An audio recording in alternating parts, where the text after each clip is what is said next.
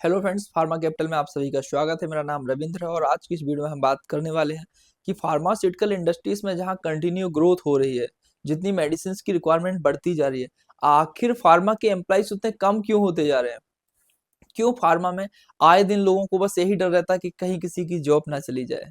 So friends, आज के इस वीडियो में हम उन पॉइंट्स पे बात करेंगे कि यदि उन पॉइंट्स को आप फॉलो करते हैं तो आपकी जॉब हमेशा सिक्योर या सुरक्षित रहने वाली है। सो आपको उन पॉइंट्स के बारे में बात करेंगे। उससे पहले हम बात करेंगे कि आखिर फार्मा में ऐसा हुआ क्या कि जितनी फार्मा इंडस्ट्री ग्रोथ कर रही है उतने एम्प्लॉइज कम हो रहे हैं। तो उसके कुछ रीजंस हैं। पहला रीजन है ऑटोमेशन। जहां फार्मास्यूटिकल इंडस्ट्रीज में पहले ऑटोमेशन इतना नहीं था, यानी हाईटेक इक्विपमेंट्स इतने नहीं थे। सो वो जो वर्क है ना, वो एम्प्लॉइज के थ्रू होता था, वर्कर के थ्रू होता था। जिससे होता था क्या कि जहां 10 लोग काम कर रहे हैं, अब वहां पे एक आदमी सफिशिएंट हो जाता है और उसका जो आउटपुट है उससे कहीं ज्यादा हो जाता है। जैसे मान लीजिए कि यदि आप प्रोडक्शन डिपार्टमेंट में वर्क करते हैं, सो एग्जाम्पल के लिए यदि आपने केम कार्डिनेटर ले लिया, सो जहां पर 20 से 25 वर्कर लगते थे मैनुअल कार्टन पैकिंग के लिए, अब वहां सिर्फ एक इंजीनियर अकेले हैंडल कर लेता है पूरे इक्विपमेंट्स को। और दूसरा क्या है, इसका जो आउटपुट है वो भी उससे कहीं ज्यादा है। जहां आपके 20 से 25 मैन पावर जितना 8 घंटे में आउटपुट देते थे, उतना एक हाई कार्ट या केम कार्डिनेटर मशीन आपको विद इन आवर्स 1 घंटे में उतना आउटपुट दे देगा। जिससे होगा क्या कि प्रोडक्शन तो बढ़ेगा लेकिन जो रिक्वायरमेंट्स एम्प्लॉय की है वो कम होती जाएगी। अब एक तो ये रीजन है। सेकंड रीजन होगा एआई, यानी आर्टिफिशियल इंटेलिजेंस जितना ज्यादा बढ़ता जा रहा है उतना काम कैसा हो रहा है, आउटपुट हाई और मिनिमम रिक्वायरमेंट्स में। जहां पे हमें इंस्पेक्शन के लिए एक एक दो दो इंस्पेक्शन के लिए ट्रेनिंग देनी पड़ती थी, कुछ लोगों को लगाना पड़ता था। अब इतने हाईटेक कैमरे आ गए हैं कि आपका ऑनलाइन आपके कार्टन्स, लिफलेट्स, टेबलेट्स और कैप्सूल्स का ऑनलाइन इंस्पेक्शन हो जाता है, और वो भी हाई स्पीड के साथ। सो एक तो ये कुछ रीजंस है। इनके अलावा और भी कुछ है। सबसे बड़ा जो रीजन है वो है यूएसएफडी की तरफ से। यानी यूएसएफडी ने अब क्या किया है कि जो छोटे छोटे प्लांट्स थे, अब उनको भी यूएसएफडी ने अप्रूवल देना स्टार्ट कर दिया है। अब सोचिए कि जो छोटे प्लांट है, लाइक जिनका स्टाफ 500 है, 400 है, 200 का स्टाफ है, ऐसी ऑर्गेनाइजेशंस को यदि यूएसएफडी अप्रूवल दे रहा है, सो बड़ी बड़ी ऑर्गेनाइजेशंस इतना करोड़ों क्यों खर्च करेंगे एम्प्लॉइज पे। वो भी वही सस्ते एम्प्लॉय ढूंढेंगे ना। और दूसरा क्या है, इनके बीच में कंपटीशन और बढ़ेगा। जैसे मान लीजिए कि यदि 10 ऑर्गेनाइजेशंस हैं, ठीक है, और वहां पे 500 एम्प्लॉइज हैं। अब उन 500 एम्प्लॉइज में बोलेंगे चलो भाई ठीक है, एक काम करिए आप मुझे ले लीजिए, मैं इतने कम में आ जाऊंगा। सो ये बढ़ रहा है। सेकंड, महंगाई।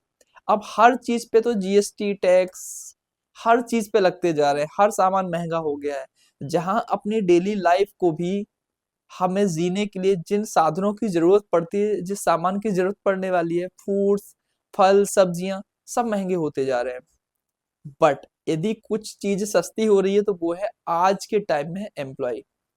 अब ऐसी प्रॉब्लम से बचने के लिए अब आपको करना क्या चाहिए। सो चलिए आप उन टिप्स की बात करते हैं। देखिए, सबसे पहले आप अपने आप को अपडेट करिए। अपडेट मतलब आपको एक मल्टीटास्क ऑपरेटर बनना पड़ेगा, मल्टीटास्क इंजीनियर बनना पड़ेगा, मल्टीटास्क एग्जीक्यूटिव बनना पड़ेगा। आपको कई कार्य आने चाहिए।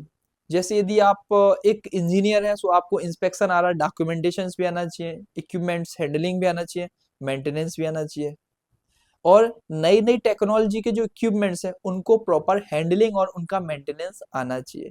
यदि आप ये सब सफिशिएंट कर लेंगे तो आपकी जॉब को कभी कोई हेडिक नहीं रहने वाला। सेकंड, हम बात करेंगे कि जहां फार्मास्यूटिकल इंडस्ट्रीज में भी कुछ सब मल्टीपल स्टेप्स हैं, लाइक आप ले लो कि भाई ओएसडी, कैप्सूल्स, इसके अलावा लिक्विड ले लो, इंजेक्टेबल ले लो।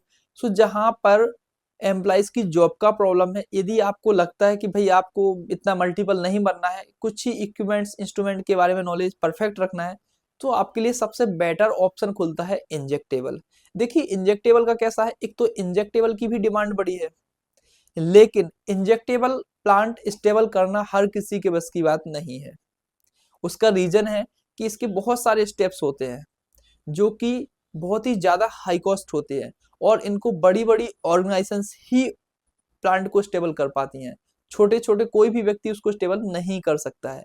सो ऐसे में होता क्या है कि जब जहाँ पे बड़ा बड़ा इन्वेस्टमेंट होता है, सो वहाँ इंजीनियर्स की, हमारे एग्जीक्यूटिव्स की, स्टाफ्स की सैलरी जो है ना वो पैकेजेस हाई हो जाते हैं। सो या तो आप इंजेक्टेबल के बारे में थोड़ा सा अपडेट हो जाइए, या फिर मल्टीटास्क बनिए। ये कुछ रीजंस हैं। यदि आप इन चीजों पर फोकस करते हैं, सो अब आपकी जॉब को खतरा नहीं रहने वाला है।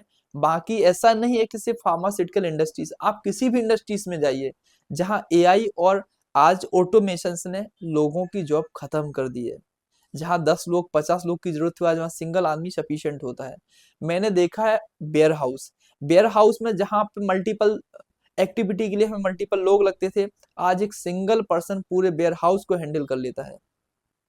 सो फ्रेंड्स, ये कुछ रीजंस हैं जिन पे हमें ध्यान देना है और काम करना है। फ्रेंड्स, यदि आपके कुछ कमेंट्स है, कुछ सजेशंस है, तो आप हमें कमेंट कर सकते हैं।